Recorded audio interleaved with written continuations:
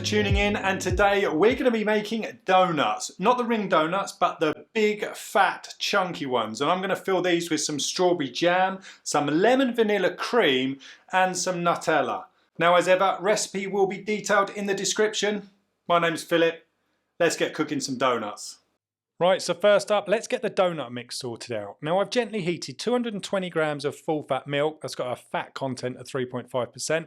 And to that, I'm going to add 50 grams of caster sugar, 50 grams of diced unsalted butter, and 10 grams of sea salt. Now, don't overheat that milk. It just needs to be warm enough to melt the butter and to dissolve that sugar and salt. Now, in a bowl, add 8 grams of instant dried yeast to 500 grams of flour. I prefer using a strong bread flour here as the dough needs to be handled during cooking, so we want a nice strong dough. Make sure your milk isn't too hot. Warm to the touch is perfect, and then you can add in 2 medium-sized eggs and give that a quick whisk. Add this back to the dry ingredients and combine so that everything is well mixed and there aren't any dry spots of flour. As we've warmed the milk, the proving period is going to get a kick start, the rise is going to happen quite quickly. And to give you a reference point for proving times and temperatures, my kitchen is 17 degrees Celsius, that's 62 degrees Fahrenheit. Now we're going to cover this and we're going to leave it out at room temperature for about 15 minutes for the flour to hydrate a little. And this is just going to make that kneading process a little easier. And once it's rested, turn the dough out and we're going to knead it for about 5 minutes. Now at first, that dough is going to feel a bit greasy from the melted butter. And as you work the dough, you're going to feel it come together. It's going to become smoother as all of those ingredients combine. Now, as you can see, this is quite a tight dough. It's got a relatively low hydration, and that's what's going to help later because we're going to need to pick these dough balls up. So if the mix is too wet, they're going to be too difficult to handle. Right, proofing time, we just need to cover this bowl and we're going to leave it out at room temperature. Right, here's the dough after an hour and a half of proofing. Now just remember, proofing times will be dependent on a few factors, mainly the room temperature and the temperature of the milk mixture that we added earlier. So first up, it's helpful to weigh the dough so we can divide it into equal pieces without wasting anything or having odd sized pieces.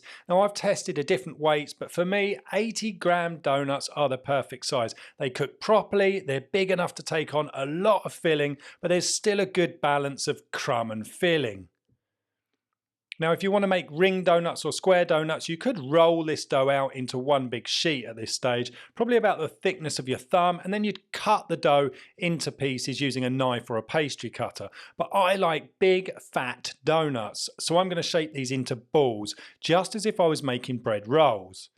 Now I find it easier to roll a dough against the countertop, pushing down at the beginning to combine the dough well, and then while rotating the ball, I slowly raise up my palm, allowing the dough to take the shape of a ball. Now it takes a bit of practice, but once you understand the process, it's simple. But of course, you can go freestyle. As long as you get a pretty good ball shape, then whatever method works for you. Now this quantity of dough is going to make around 10 to 12 donuts. Now, as I said, this is quite a dry dough mix, so once I've shaped it, I like to use some vegetable oil and just lightly cover the dough balls. This is going to stop them from forming a skin as they proof and stop them sticking to the tray. Now, make sure you've got enough space between the dough balls. We don't want them to fuse together during the proving. Now, we're just going to cover this and leave it out at room temperature again. Okay, so here we are an hour later and these are proved just right. Now understanding different doughs and how they prove properly can take a bit of practice and it's quite tricky to explain, but the dough balls should be nicely proved. They should feel springy and light to the touch and gassy inside, but they shouldn't be overproofed. You should be able to handle them without the danger of them collapsing. Now if they are overproofed, they're not going to expand when they come into contact with that hot oil, and that is what gives them the iconic paler ring around the middle of the donut. Now obviously we're working with really hot oil here, so please be careful and use a thermometer to monitor the temperature. Now my oil has been preheated to 160 degrees Celsius or 320 degrees Fahrenheit, and I'm going to maintain that temperature during the cook. Now temperature is key. If the oil's too hot, then you're going to end up with a donut that looks great on the outside, but the inside is going to be doughy and just not cooked properly. So I prefer to sit on the side of caution and have the oil just a little bit lower, a touch down on the temperature scale, and let them cook properly. Now you can use a knife and you can pop any small bubbles that appear on the surface of the donut, but when you flip it over, it's going to expand. Don't pop that bubble. That's very important. Again, that's going to give us that nice expansion ring. And this reaction is the same spring as you get when you bake bread in the oven. And if you've caught that proof right, you're going to have an awesome looking donut. Now mine took about 2 minutes each side to cook, and listen, don't be afraid to get an extra bit of colour on the outside. The taste and texture of the crust is incredible, and it's a great contrast from the soft crumb. In my opinion, donuts are as much about contrasting textures as they are about flavours. Now you just need to repeat this with all of the dough balls, and then you're going to leave them to cool on some kitchen paper. Now while the dough balls are still warm to the touch, roll them in the sugar. I'm using caster sugar here, but granulated sugar will work just fine too. It's just going to have a bit of a crunchier texture. Now spend a little time making sure they are properly covered, pop them back onto some kitchen paper and just leave them to cool completely. Right, so onto the fillings, and here I'm going to make the vanilla custard. Now this custard needs to be stiff. So in my bowl I've got 5 egg yolks, 45 grams of caster sugar and a tablespoon of corn flour, the zest of 1 lemon and a splash of vanilla essence, although if you can get it, a fresh vanilla pod would work perfectly for this. Give all the ingredients a really good whisk and then slowly add 75 grams of cream, 75 grams of milk that have been heated to just under boiling point.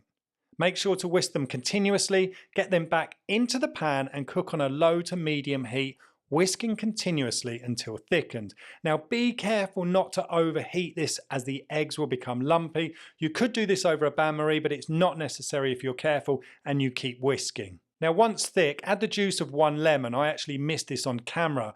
And then you're going to strain the custard through a sieve to get rid of the zest and any potential lumps. This is the consistency you should end up with. Cover it with cling film, making sure that that film comes into contact with the surface of the custard to stop a skin forming. Now you just need to leave it out at room temperature to cool. Right, we need to make a pocket in the donut, and I find that using a small serrated knife is easiest for this. Poke the knife in and work the point of the knife to the edge of the donut.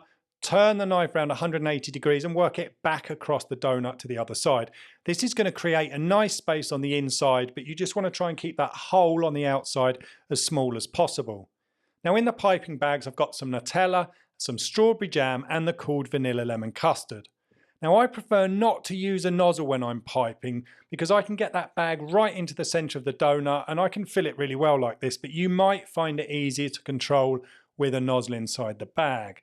Now the Nutella takes a bit of pushing through the bag, but you'll get used to this and you'll get a feel of how much mixture is going into the donut and you'll see the donut puffing up slightly. And on a quick side note, you don't need to strain the jam unless it's super chunky. Just make sure you've given it a good whisk or a good stir with a fork before putting it in the bag. Now your imagination is the only limitation when it comes up with filling ideas. You could even experiment with some savoury donuts, but these 3 are some of my favourites and they're relatively straightforward. And when you're filling them, make sure you get as much into the donut as humanly possible.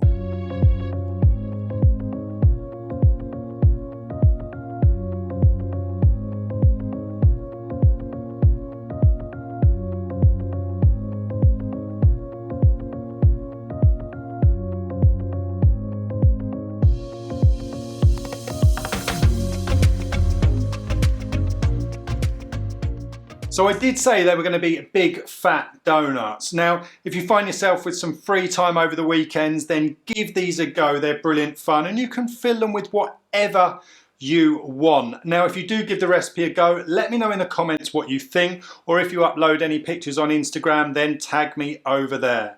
But for now, I would just like to say a huge thank you for watching. I'll see you again very soon. Stay tuned.